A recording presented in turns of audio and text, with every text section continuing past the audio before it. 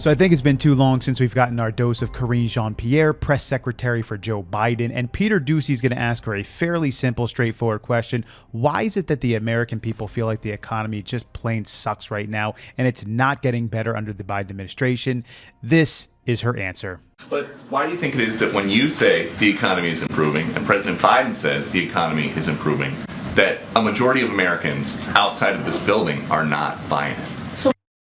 She can answer this so many different ways, right? She could say, well, we had a pandemic, global pandemic going on. We had a world economic slowdown. We had supply lines break down. We had issues on Wall Street. We had inflation. So many different things that she could say. What do you think she's going to say? Here it is. So here's the thing. When we walked into this administration, the economy was on a tailspin. That is the fact.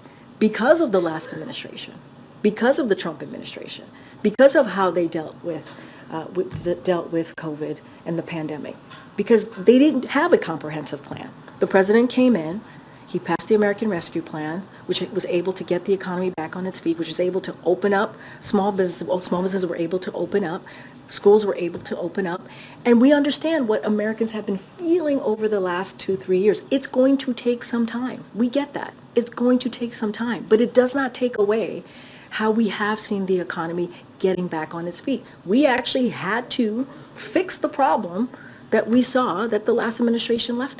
I mean, she couldn't be more wrong here. She has to be gaslighting. She's got to know her history, or maybe she doesn't, because liberals tend to forget their history really quickly. It was, in fact, the liberals who ended up shutting down all of the businesses. It was the Democrats and the liberals who shut down our schools. It was under Fauci and his ideas, which, of course, conservatives, true patriots realized that this guy is a fraud. And if anyone suggested, and it was the conservative leaders, the conservative states, like DeSantis, although DeSantis is having some issues, he, in fact, did not want to shut down schools, did not want to shut down businesses. It was conservative patriots who went against that idea, and they were shamed by Democrats and liberals who said, no, we need to shut down our schools. We need to shut down our businesses. We need to have vaccine cards. We need to fire people if they don't do this. They created a world economic problem. They were the ones that stopped the supply lines, and then they tried to solve it by passing trillion-dollar bill after trillion-dollar bill, which ended up causing mass inflation. If anything, under Donald Trump, we saw one of the best economies in the United States of America,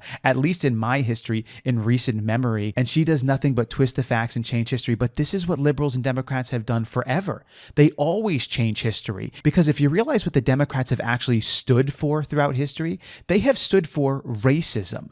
They have stood for segregation. They have stood for black codes and Jim Crow laws. These are the people who have subjected black and brown communities to the welfare state that they currently live in. And these are the same fools who shut down your businesses. These are the same fools who forced vaccine cards on you. These are the same fools who said if you don't get the vaccination, you're going to get fired. These are the same fools who shut down schools. And now what are they trying to do? Oh, it was Trump. It was his administration doing it. They do this with everything.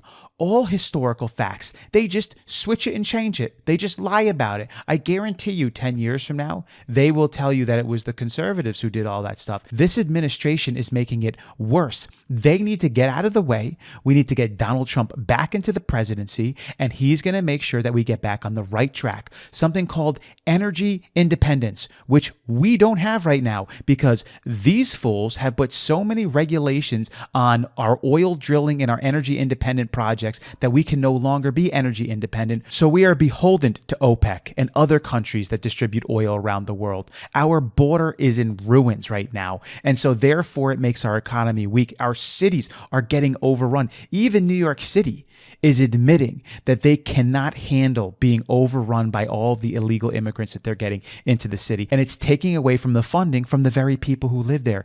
This administration is a disaster, and they don't know anything else to do except blame somebody else, even when they were the ones, the liberals, the Democrats, who caused the problem.